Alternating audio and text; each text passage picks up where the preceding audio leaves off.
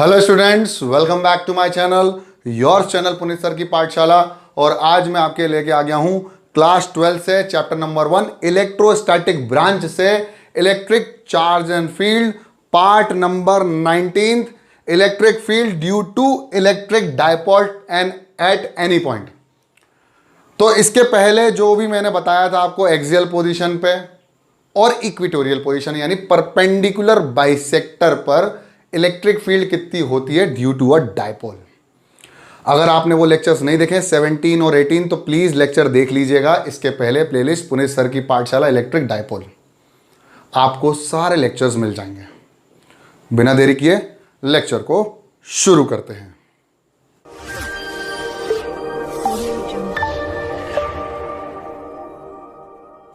तो अब तक अपन ने देख लिया थे पार्ट नंबर 17 और पार्ट नंबर 18 के अंदर electric field due to an electric dipole at axial position and equatorial position. हमने उनके डायरेक्शन भी निकाल लिए थे। अगर आपको नहीं याद है तो हम थोड़ा थोड़ा बता देते हैं कि electric field at axial position due to a electric dipole कितनी थी 2kp upon x cube, where x is the distance of the point from the centre of the dipole, जिस पॉइंट पे इलेक्ट्रिक फील्ड निकाल रहे थे। And p is the electric dipole moment, the value of p is equal to q into 2l and it is a scalar ना sir vector quantity, जिसका direction physics के अंदर होता था माइनस से प्लस। बहुत बढ़िया। ये एक्सियल पोजीशन पे था तो इनका हम वेक्टर के साथ भी खेल लेते हैं।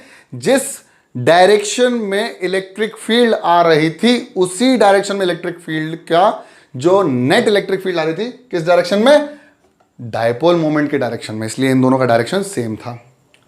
अब बात करते हैं electric field at equatorial position. और मैंने आपको बताया था इक्वेटोरियल का मतलब होता है परपेंडिकुलर बाइसेक्टर, जो कि था इसका just half, that is kp upon x cube. ये तो था मैग्नीट्यूड। अगर डायरेक्शन की बात करें तो इलेक्ट्रिक फील्ड का जो डायरेक्शन आया था वो just opposite to the direction of electric dipole moment. ये आपको बात याद होना चाहिए। और इन दोनों से एक रिलेशन हमने और निकाल लिया था, E axial electric field, the magnitude of electric field at axial position due to a electric dipole moment या electric dipole which is equal to twice of electric field due to a dipole at equatorial position और perpendicular bisector position। भैया English में ज़्यादा बक नहीं दिया हमने सिर्फ इतना कहा है कि जो एक्सियल पोजीशन पे होगी वो ट्वाइस हो जाती है किसके, electric field at equatorial position के। बस इतना बताया ड्यू टू अ डायपोल। और ये इन दोनों का रिलेशन हम लोगों ने निकाल लिया था। हाँ, साइन का जो है वो अपोजिट साइन है, वेक्टर नहीं, हम लोग सिर्फ मैग्नीट्यूड की बात कर रहे हैं।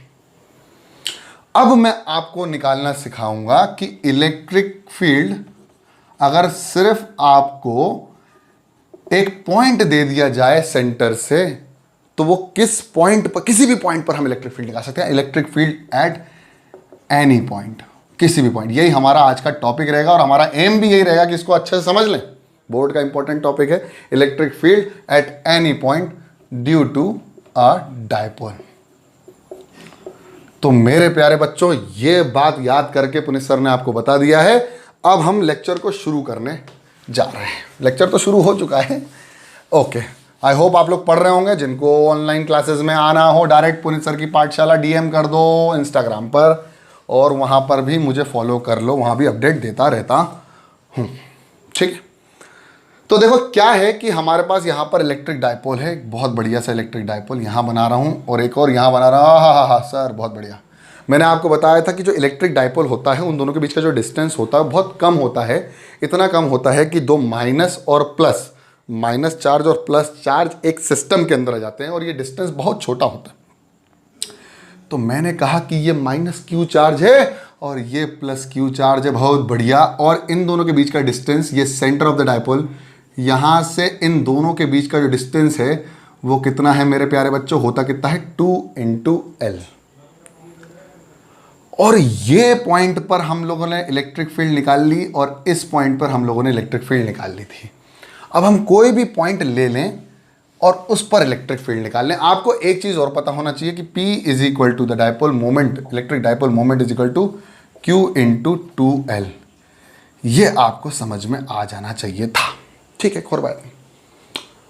अब मैंने किसी भी पॉइंट पर ले ली, मैंने कोई एंगल नहीं लिया विशेष, मैंने बस ये एक पॉइंट पे लिया और इस पॉइंट से सेंटर से, ये पॉइंट का सेंटर से जो डिस्टेंस है वो x है और डायपोल मोमेंट से एंगल कितना है, थीटा। देखो डायपोल मोमेंट का इस पॉइंट पे डायरेक्शन क्या होगा, P का डायरेक्शन यही होगा, माइनस से प्लस।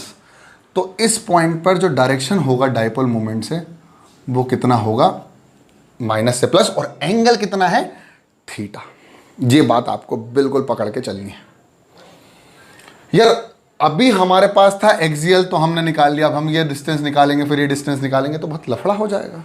कैसे निकालें, कौन सॉल्व करें। अब क्या करने वाला हूं वो ध्यान से देखना आप। मैं क्या करने वाला हूं, ये जो P रिजल्टेंट है इसके दो कंपोनेंट तोड़ूंगा, एक हॉरिजॉन्टल और एक वर्टिकल, जो एक इस लाइन में आएंगे और एक इसके परपेंडिकुलर आएंगे। देखना मजा आ जाएगा तुमको। इस पॉइंट पर मैंने P को तोड़ा, ये P है तो इधर क्या हो जाएगा, P cos थीटा। इस पॉइंट पर P cos थीटा और इसके परपेंडिकुलर P sin थीटा। बहुत बढ़िया, समझ में आया कि नहीं आया समझाऊं, एक बार और समझाऊं। चलो कोई बात नहीं, मैं एक बार समझाता हूं मैंने क्या किया है। जैसे यार आपको पता है कि ये फोर्स की क्वांटिटी होगी और ये हॉरिजॉन्टल से थीटा है ना। देखो ये फोर्स की क्वांटिटी हॉरिजॉन्टल से थीटा है, तो ये हॉरिजॉन्टल पे जो होता है वो होता है F cos थीटा और उसके परपेंडिकुलर होता है F sin थीटा। बस मैंने यही किया है। ये है रिजल्टेंट P, तो एक इसके कंपोनेंट में P cos थीटा और एक उसके परपेंडिकुलर P sin थीटा। आ गया सर, आप बताते थे जल्दी से, समझा देते हो इजीली। अपनी तारीफ खुद कर रहा है। हाँ ठीक है, चलो P cos theta P sin theta आया समझ में कि नहीं आया। अब मैंने पूरे कंपोनेंट प्लस Q और माइनस Q में नहीं तोड़े, मैंने P में कंपोनेंट तोड़ लिए। एक P इस डायरेक्शन में और एक P इस डायरेक्शन में। आप सोच के देखना कि मेरा एक्सियल पोजीशन पे electric field at axial position कितनी आई थी, 2kp अपॉन एक्स क्यूब। ये भी x ही डिस्टेंस है, यानी मेरा इलेक्ट्रिक फील्ड जो आया था वो P के टर्म्स में आया था और x के टर्म्स में आया था। K तो हमारा कांस्टेंट होता ही है, अच्छा 1/4 एप्सिलॉन नॉट, हाँ, और ट्वाइस आया था। मतलब एक्सियल पोजीशन पे आप देखो इस पॉइंट पर P की जो वैल्यू है वो कितनी है, P cos थीटा। देखो मैं समझाता हूँ, ये बच्चों को बड़ा कंफ्यूजन होता है। ये माइनस Q है और ये प्लस Q है, ये दोनों के बीच का डिस्टेंस है। इसके सेंटर से हमने देखा इस पॉइंट पर जो इलेक्ट्रिक फील्ड आई वो इसी डायरेक्शन में आई जो कि P का डायरेक्शन था, और कितनी आई थी, 2kp अपॉन एक्स क्यूब, यही आई थी सर, बिल्कुल सही। अब इस पॉइंट पर P का डायरेक्शन क्या होगा, यही तो होगा। इस पॉइंट पर P का डायरेक्शन क्या है, ऐसे, और P और E के बीच का एंगल कितना है, 0। अरे E का भी यही, P का भी यही। तो अब मैंने माइनस Q और प्लस Q में ना तोड़कर मैंने P में तोड़ लिया। देखो इस पॉइंट पर इसका डायरेक्शन, P का डायरेक्शन क्या है, ये वाला है, और इलेक्ट्रिक फील्ड भी इसी डायरेक्शन में होगी। और देखो ये पॉइंट, इसको ऐसे पकड़ के ले जाओ तो हो जाएगा एक्सियल पोजीशन। तो P की वैल्यू अब एक्सियल पोजीशन पे कितनी है, P की वैल्यू पहले थी P, अब है P cos थीटा। ठीक, बहुत बढ़िया।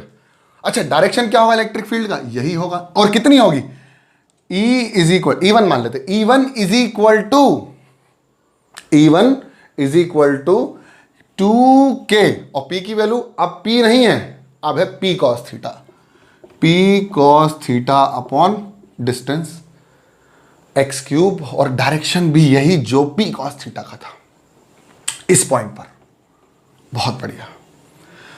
अब मुझे एक बात आप लोग बता दो कि ये वाला डायरेक्शन P sin थीटा का और ये वाला, देखो अब बहुत बढ़िया से समझ में आएगा। माइनस Q, देखो अब बिल्कुल समझ नहीं आने वाला, माइनस Q और प्लस Q, इन दोनों के बीच का डिस्टेंस कितना है, 2L। दोनों के बीच का डिस्टेंस कितना है, 2L, और यहां से x डिस्टेंस पर जो पॉइंट होता है इसको बोलते हैं परपेंडिकुलर बाइसेक्टर। और इस पॉइंट पर इलेक्ट्रिक फील्ड की वैल्यू कितनी आती थी, इस डायरेक्शन में सर आती थी KP upon x cube. In the opposite direction to the P, और P क्या था? डाइपोल मोमेंट, यानी opposite direction of dipole moment. अब इस डायरेक्शन में P की वैल्यू कितनी है? P। अब देखो इस पॉइंट पर P की वैल्यू कितनी है? इसको ऐसे बस ऐसे लेके आ जाओ, घुमा के ले आओ। इस पॉइंट पे P की वैल्यू कितनी है? देखो ये और ये डिस्टेंस देखो, इसको ऐसे घुमा के यहां ले आए, इसको ऐसे रोटेट किया और यहां ले आए, तो देखो ये इस डायरेक्शन में P साइन थीटा आ रहा है।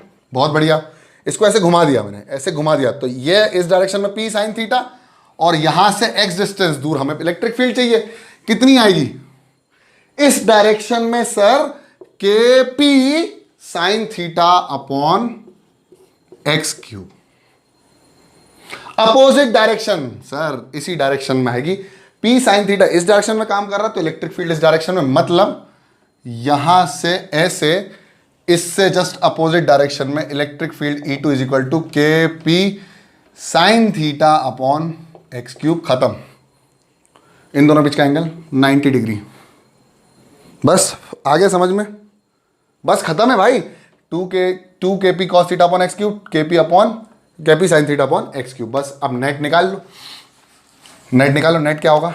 Electric field net is equal to under root of, दोनों के बीच का एंगल कितना है?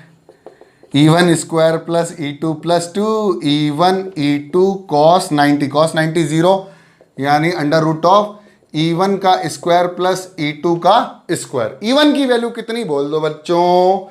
सर E1 की जो वैल्यू होगी वो होगी 2KP cos theta upon x cube का होल स्क्वायर, प्लस E2 की value KP sine theta upon x cube का होल स्क्वायर। इसको सॉल्व करना, बस कर दूं। देखो इजी करूंगा, टेंशन मत लो, बिल्कुल शॉर्टकट नहीं लगाऊंगा। 2 का स्क्वायर 4, K का square K square, P square cos square upon x की पावर 6। इजी। K का स्क्वायर, P का स्क्वायर, साइन का स्क्वायर, एक्स की पावर 6। बिल्कुल, मैं कोई शॉर्टकट नहीं ले रहा बेटा नेट निकालने के लिए, टेंशन मत लेना। बहुत बढ़िया। अब क्या करना है? K स्क्वायर P स्क्वायर बाहर, अंडर रूट में ही बाहर आएगा, मतलब इन दोनों के बाहर, तो ये हो गया K स्क्वायर P स्क्वायर और x की पावर 6 बाहर। कितना बचा? 4 cos square theta plus sine square theta. इससे एक्स क्यूब बाहर, इससे K बाहर, इससे P बाहर, तो E net is equal to under root of, भैया बाहर तो निकाल लो, okay,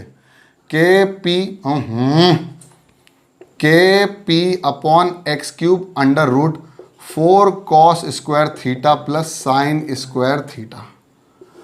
and sir this is the electric field net. E net is equal to KP upon x cube under root of 4 cos square plus sine square theta. ये under root में ही चलेगा। अब नेट इलेक्ट्रिक फील्ड का direction कितना होगा? इन दोनों के बीच में कहीं होगा यार। और देखो मैंने क्या कहा था कि भाई एक A है और एक ये B है और ये थीटा है, तो इन दोनों का जो रिजल्टेंट आता था वो आता था कितना?